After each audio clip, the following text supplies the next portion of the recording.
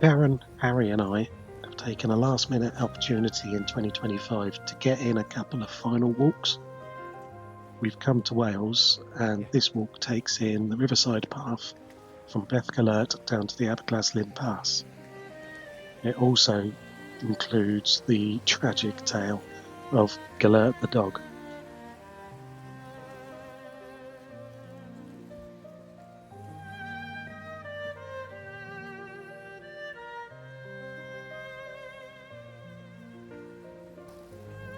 In my last video, I made the realisation that I'd been masking previously and not showing up in videos how I wanted to show up, just as being me. After recording this video and partway through the second walk that we did at Merlin's Pools, I realised I was kind of doing the same thing, and that I'd pretty much videoed with no voiceover, no narration at all. But what I really wanted to do was just show you how I am on the walks and what I enjoy about being out walking.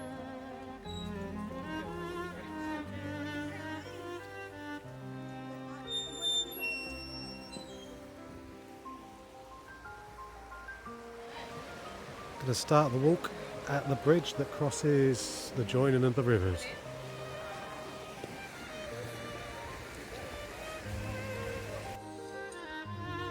I'd describe this walk as an easy walk, with concrete path all the way around if you so choose.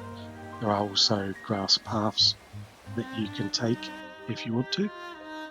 It's about 2.5 to 3 kilometres in length, depending on where you stop and which diversions you take.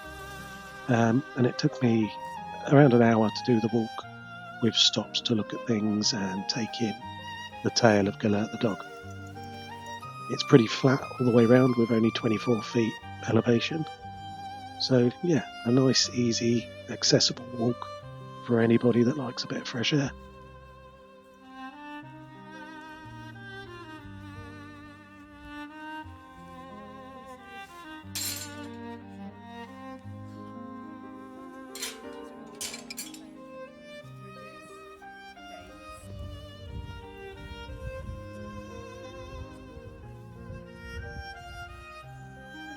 The stone, tree and plaques here are the first hint at the legend of Gelert the dog.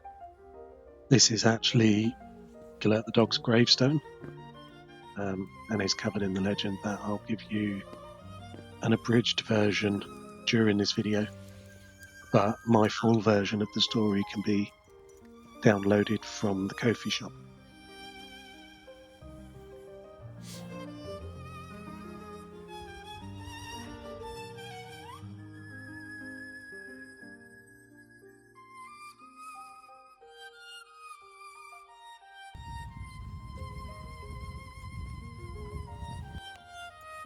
The legend tells us that in the 13th century, Prince Llewellyn the Great maintained a hunting residence in the valley here and regularly attended with his hunting party to combat the growing wolf population down here. These are obviously the ruins that represent that building and feature in the story.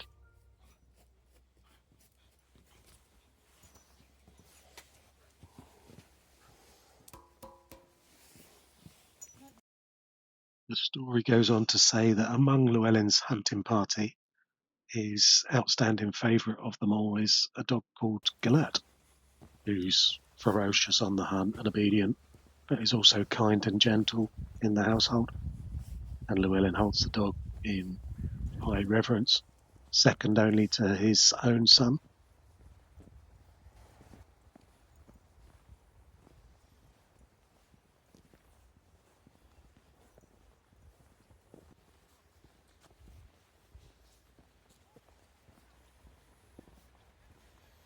And one morning the hunting party left to go and hunt wolves.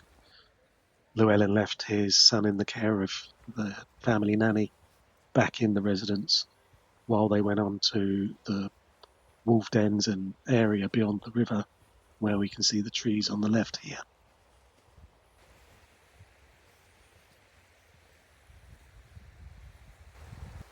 After a tough morning of hunting, Llewellyn and his party stopped for some lunch And it was at that point that Llewellyn realised the absence of Gelert the dog, who would usually be right by his side.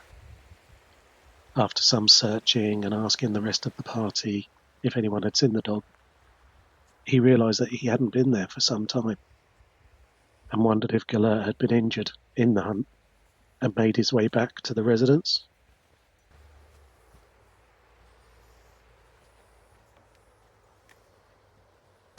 Look at the face in there. Can you see it? The face. Karen and I often spend time just looking at things and picking out shapes and faces.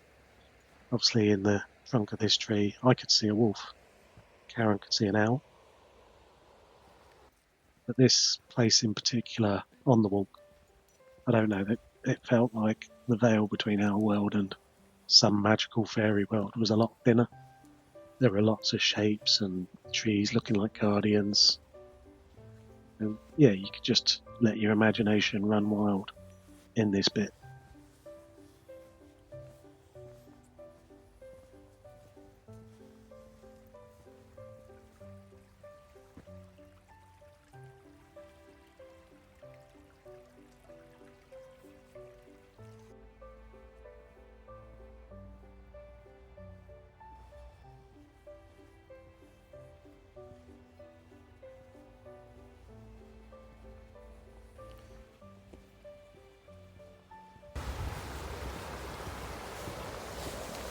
Thank you.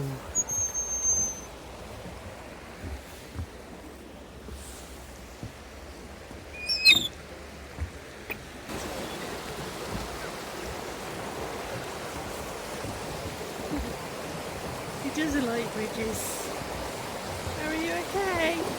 You alright?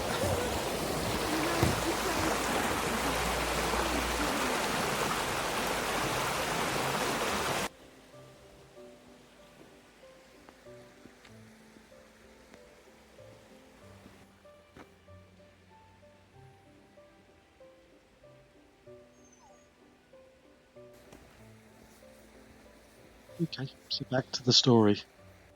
So out of concern for his favourite dog, Llewellyn made the decision to rush back to the residence. Upon getting back to an eerily silent holding, Llewellyn did indeed find Gelert, obediently laying next to what was now an upturned crib, and with obvious blood stains in his fur.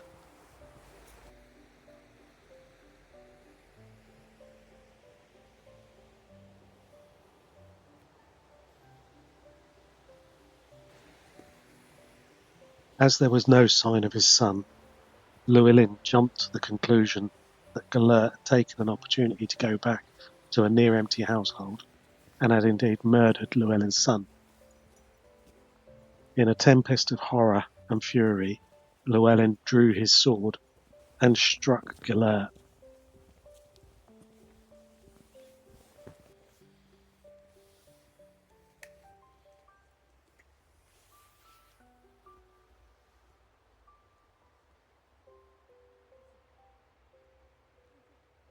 Walking back up on this side of the river, amongst these rocks and trees, I really felt like this is where the wolf dens would be.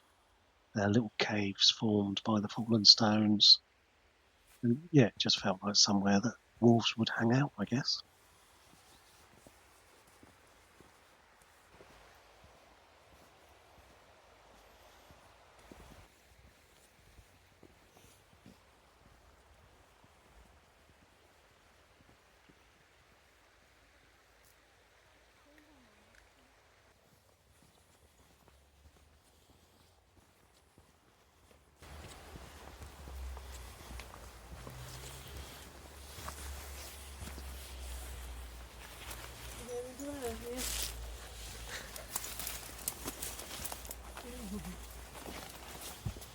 Those.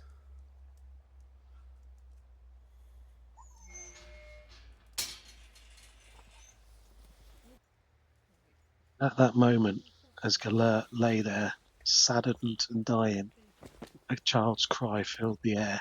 It was coming from behind the upturned crib. Llewellyn wrenched the crib out the way and then the story became clear. There lay his son unharmed against the body of a dead wolf.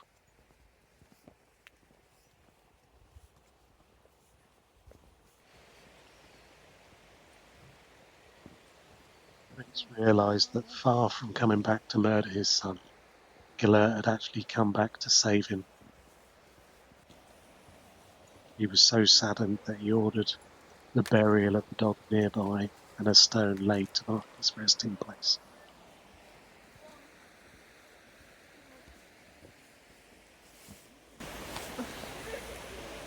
It's adorable, isn't it?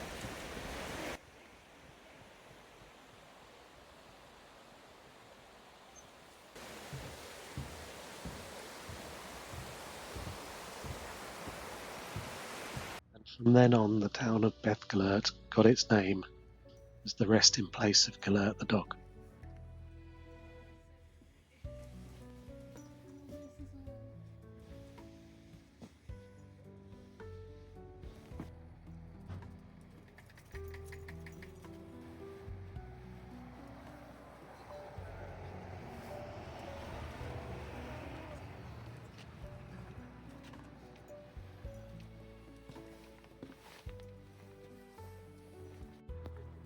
So this has been the Beddgelert walk and the legend of Gelert the dog.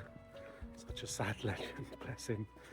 I'll be putting this out as a PDF with the GPX file if you wanted to do the walk for yourself, see where it starts and finishes. And obviously putting the legend on the PDF as well.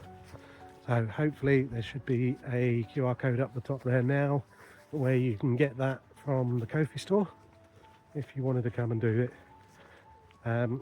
If you've liked this style of video, please hit like, give me a thumbs up, hit subscribe. It'll help the channel to grow and keep these legends alive.